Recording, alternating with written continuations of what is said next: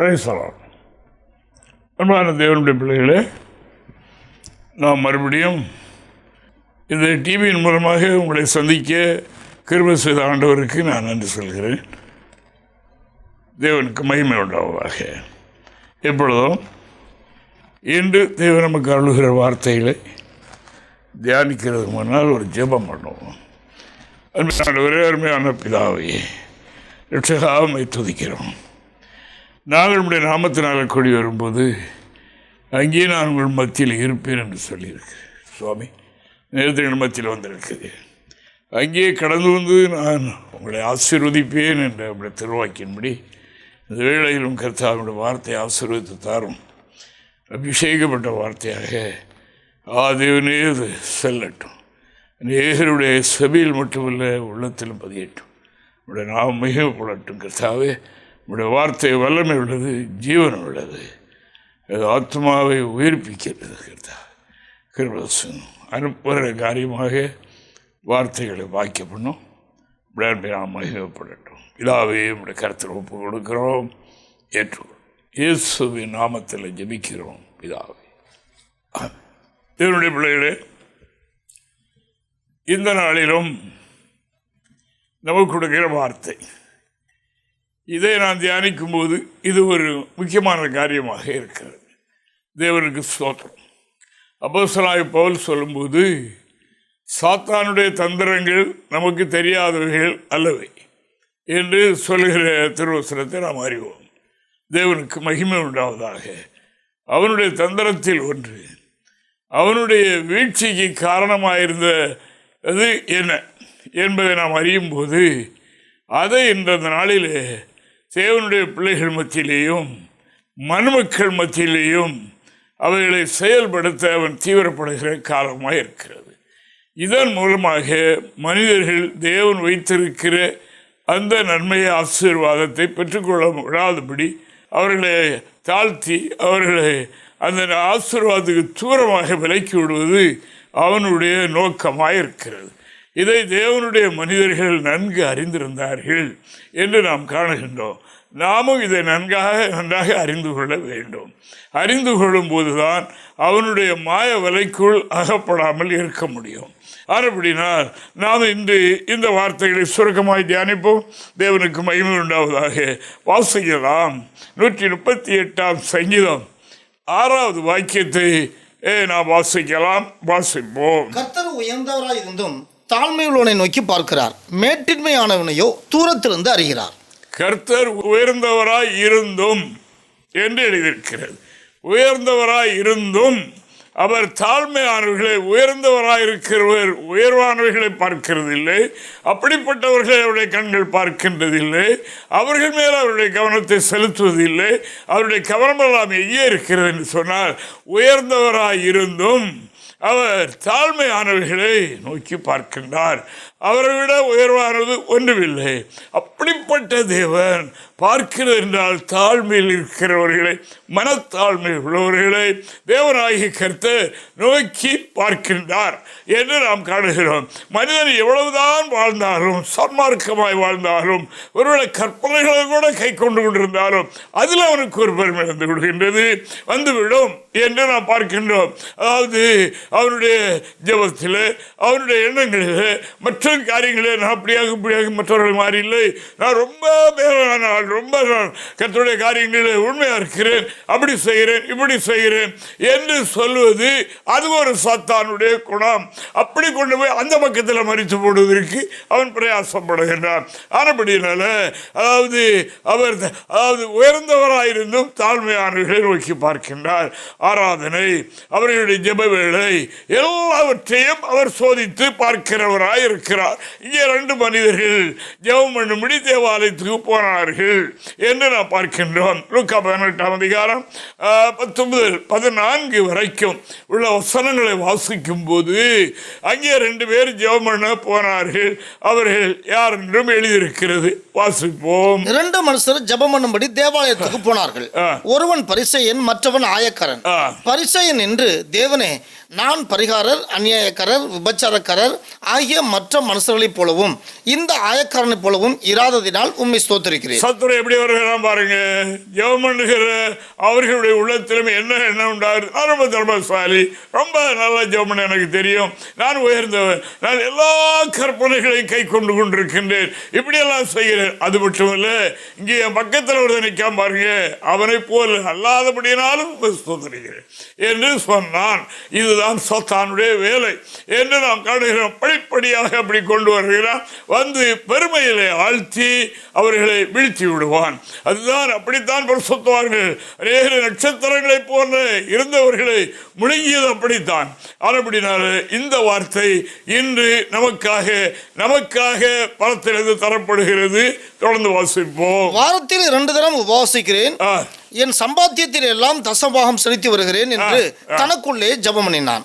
ஆயக்காரன் தூரத்திலே நின்று தன் கண்களையும் வானத்துக்கு ஏறெடுக்க துணியாமல் தன் மார்பிலே அடித்துக் கொண்டு, தேவனே, பாவியாகிய என் மேல் கிருபையாயிரும் என்றான். தேவனுக்கு மகிமை. அவன் அல்ல, இவனே நீதிமானாக்கப்பட்டவனாய் தன் வீட்டுக்கு திரும்பி போனான் என்று உங்களுக்கு சொல்லுகிறேன். ஏனெனில் தன்னை உயர்த்துகிறவன் எவனும் தாழ்த்தப்படுவான், தன்னை தாழ்த்துகிறவன் உயர்த்தப்படுவான் என்றார். தேவனுக்கு மகிமை உண்டாவதாக. தன்னை உயர்த்துகிற அவனுடைய ஜெபத்தை கர்த்தர் கேட்கிறது இல்லை. கர்த்தர் அவனை ஆசீர்வதிக்க முடியாதா? தாழ்மையானவனை நோக்கிலா பார்க்கிறார். நோக்கி பார்த்து அவனுக்கு தன்னிடத்தில் உள்ள நன்மை கொடுப்பதற்காக. இங்கே இந்த மனிதன் அதாவது என்ன ஜெபம் பண்றான் என்றால், நான் இந்த மனிதனை போல் அல்ல, நான் அதாவது ரொம்ப நேர்மையான மனிதன் என்று சொல்லி தன்னுடைய நீதியை வெளிப்படுத்தி ஜெபம் பண்ணுகின்றார். இன்று நாம் பார்க்கிறோம் அல்லவா, அதிக வசனிப்பினால தங்களுடைய ஜெபங்கள் கேட்கப்படும் என்று அறிந்து அநேகர் அப்படி செய்கிறார்கள். ஆனால் அது தேவனால் அங்கீகரிக்கப்படுவதில்லை என்று நாம் காணுகிறோம். அது ஒரு மேட்டிமை, அது ஒரு சாத்தான் கொடுக்கிற ஒன்று என்று நாம் காணுகின்றோம். எனக்கு நிறைய பைபிள் தெரியும், எனக்கு அதாவது நல்ல அருமையாக வார்த்தைகளை யூஸ் பண்ண தெரியும், அது மாத்திரமில்லை, நான் 2 தடவை உபாசிக்கிறேன், வாரத்துக்கு 2 தடவை உபாசிக்கிறேன், சம்பாத்தியத்தில் தசமபாகம் கொடுக்கிறேன். இது தப்பென்று அல்ல, அதனால அவன் செய்கிறது சரியென்றும் அல்ல. இவனுடைய உள்ளத்தில் வந்த மேட்டிமையை தான் இங்கே இது காண்பு. இன்று நாம் எடுத்துக்கொண்ட சப்ஜெக்ட் அதுதான். தேவனுக்கு மகிமை.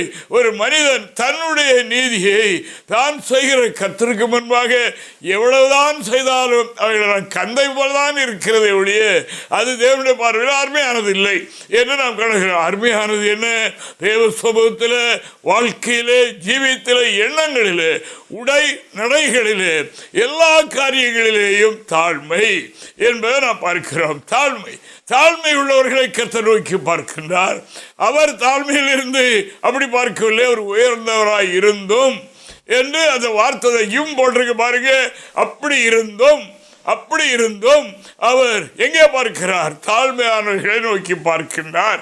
இந்த ஜெப வேளையில் இப்படி ஆயிற்று. அதே போல இந்த நாளில் நாகரிகமாய் பாடுகிறோம், மியூசிக்கல் நிறைய போட்டு பாடுகிறோம், அப்படி இப்படி என்று இல்லை. அதை ஆண்டவர் பார்க்கவில்லை. அதுவும் இருக்கட்டும், ஆனால் அதை பார்க்கவில்லை. பார்க்கிறது எங்கே? ஆண்டவராகிய தேவன் மனத்தாழ்மை, அவனிலே தான் ஒன்றுமில்லை என்று எண்ணுகிற எண்ணம் அவருக்குள் இருக்கிற. அதற்கு மாறாய் வருகிறவைகளெல்லாம் சாத்தானுடைய கிரியைகள் என்றால் அவன் விழுந்தது அங்கேதான். ஆனால் அவனுக்கு தெரியும், இப்படி மனிதர்களை நாம் அதாவது நெருக்கி விட்டால், எண்ணங்களை கொடுத்து விட்டால் கர்த்தரை விட்டுருவார், அவன் விழுந்துருவான், கர்த்தருடைய பார்வையில் இருந்து அவன் விலகி விடுவான். இப்படி என்று சாத்தான் அறிந்திருக்கிறார். இதைத்தான் பரிசுத்தவான்கள் சுருக்கமாய் சொன்னார்கள். சாத்தானுடைய தந்திரம் நமக்கு தெரியாதவைகள் அல்லவே என்று சொன்னார்கள். ஆனபடியால் அன்பான தேவனுடைய பிள்ளைகளை, நாம் இந்த நாட்களில் இந்த வசனத்தை கேட்டுக்கொண்டிருக்கிற, இந்த வார்த்தையை கேட்டுக்கொண்டிருக்கிற அருமையானவர்களே, நம்முடைய வாழ்க்கை என்ன என்கிறதை நாம் கொஞ்சம் கூட சிந்திப்போம். அதாவது சாத்தான் கொஞ்சம் கொஞ்சமாக பாலிலே கொஞ்சம் ஒரு சொட்டு விஷத்தை கலந்து கொடுத்து ஒரு நாள் அவரை சாகடிக்கிறது போல அப்படியே அது தீஞ்சவரை பெற்றுக்கொண்ட மக்களை அதிலிருந்து விலகச் செய்ய, அதில் அவர்கள் குன்றி போக செய்ய அவர் செய்கிற தந்திரமான கிரியைகள் இந்த நாள் உலகம் முழுவதும் செயல்பட்டு கொண்டிருக்கின்றது. சித்திரங்களைப் போல பிரகாசத்தை எத்தனையோ பேர் மங்கி போகிட்ட காணாமல் போய்விட்டது. இதுதான் காரணம். தங்களுக்கு கிடைக்கப்பட்ட ஒன்றை அதாவது கர்த்தருக்கு முன்பாக பெருமையாக எண்ணும்போது கர்த்தருக்கு முன்பாக அதாவது தாழ்மைப்படுங்கள், அவர் உங்களை மேன்மைப்படுத்துவார் என்று கர்த்தருடைய வார்த்தை சொல்லுகின்றது. தேவனுக்கு மகிமை உண்டாவதாக. அதுதான் யாக்கோபு எழுதுகிறார் தன்னுடைய பொதுவான நிருபத்தில்.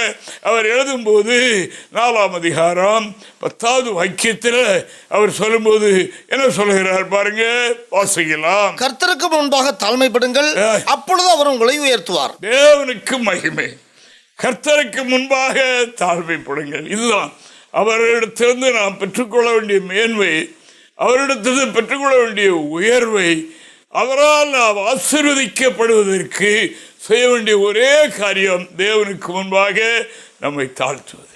மனத்தாழ்மை என்று அதாவது ரொம்ப முக்கியப்படுத்தியிருக்கிறது. யாக்கோபு ரொம்ப எழுதுகிறார், தேவனுக்கு மகிமை உண்டாவதாக.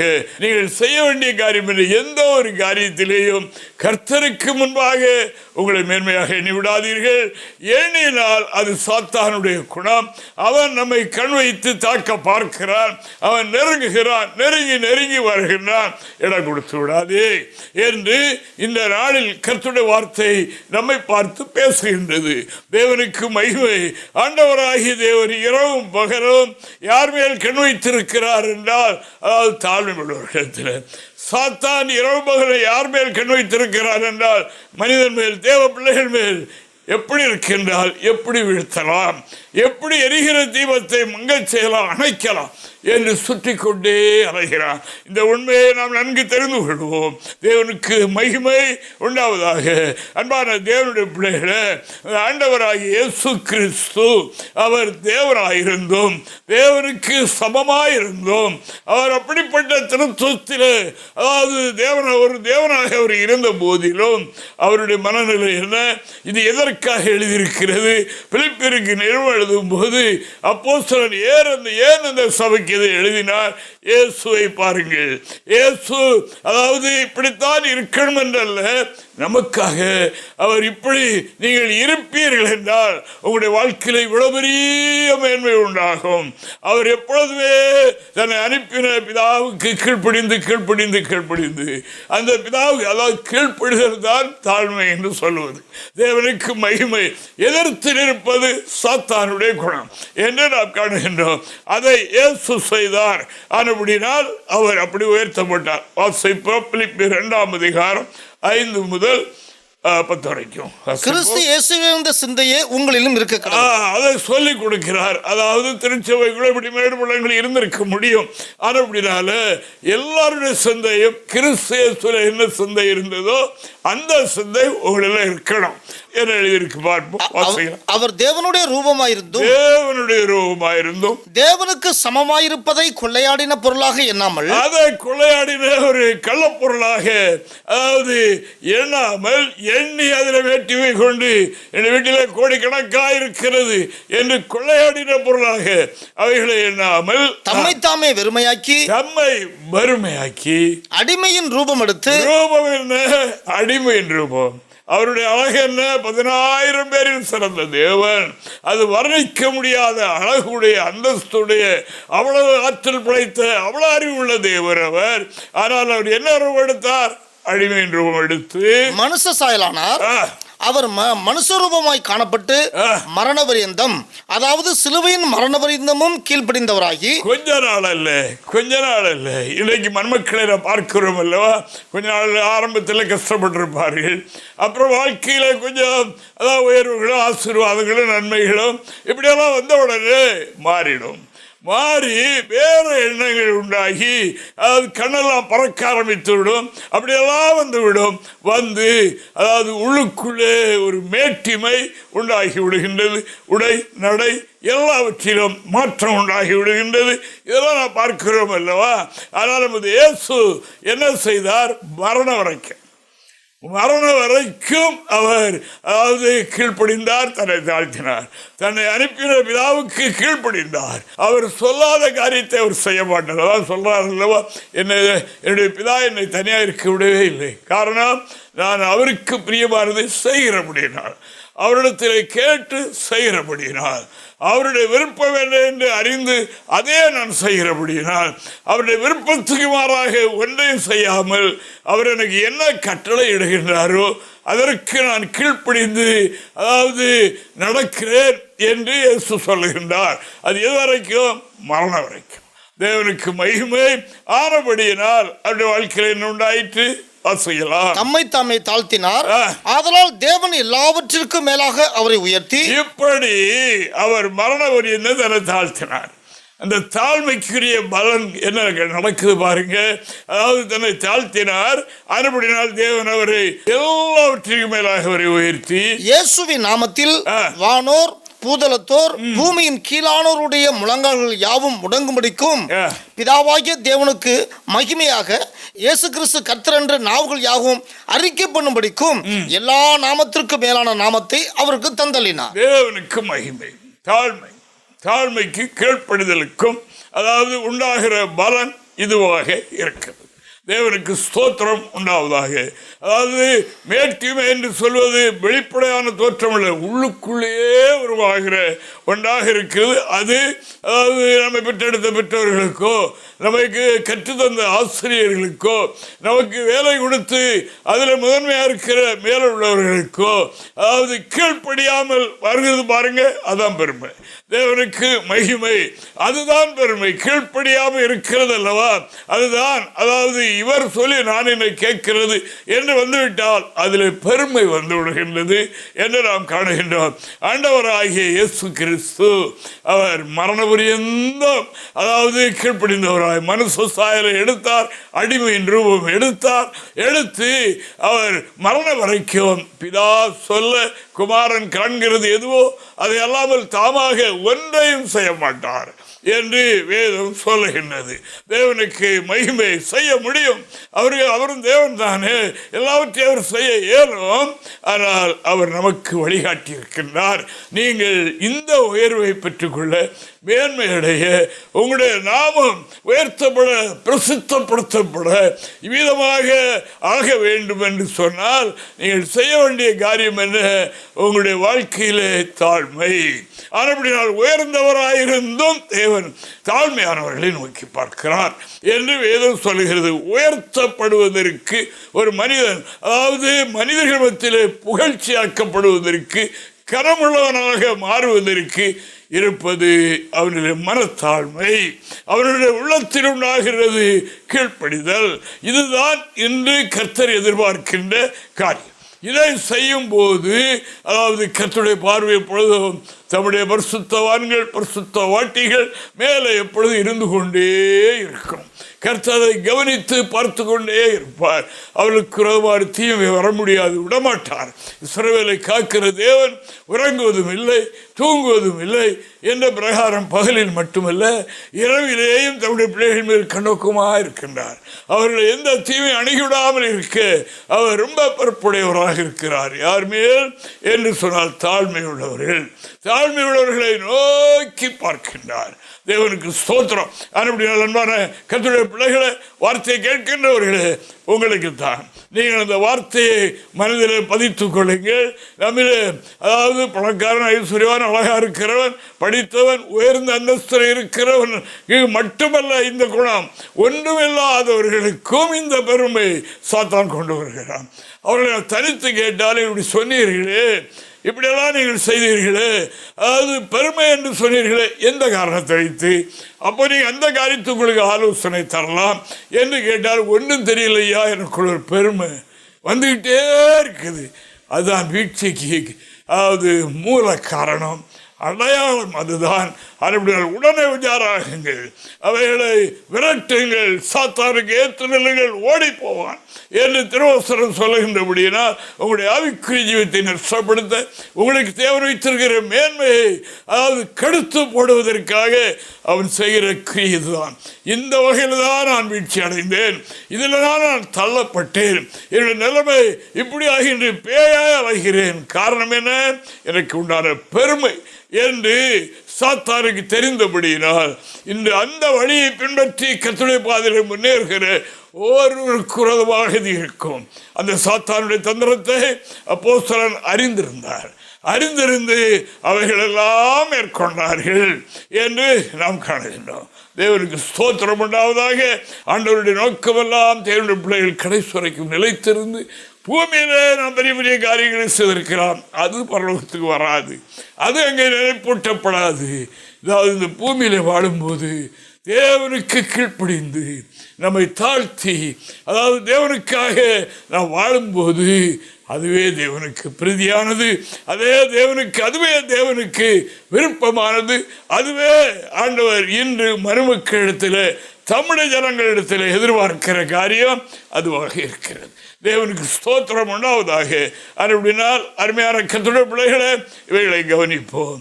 இந்த பூமியில் மட்டுமல்ல, இப்படி வாழ்கின்றவர்களுக்கு பரலோகத்திலும் பெரிய ஸ்தானம் இருக்கிறது என்பதை சீடர்கள் அறிந்திருந்தார்கள்.